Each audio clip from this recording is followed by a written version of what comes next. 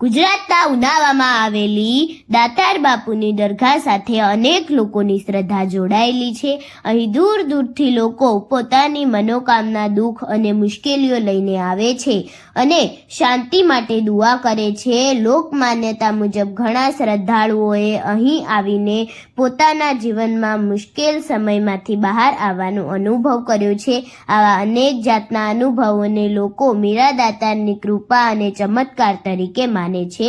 ઉનાવા મીરા દાતારની દરગાહની બાજુમાં આવેલ તળાવ પાસે અને દરગાહના પરિસરમાં એવા લોકો જોવા મળે છે જેઓ માનસિક તકલીફમાંથી પસાર થઈ રહ્યા છે. એમના પરિવારજનો એમને અહીં શ્રદ્ધા સાથે લાવે છે અને લોકોનું માનવું છે કે દાતાર બાપુની કૃપાથી તેમને શાંતિ અને રાહત મળે છે.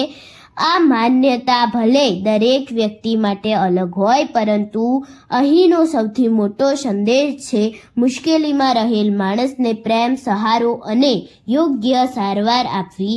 એક વખત એક પરિવાર લાંબા સમયથી ભારે મુશ્કેલીમાંથી પસાર થઈ રહ્યો હતો.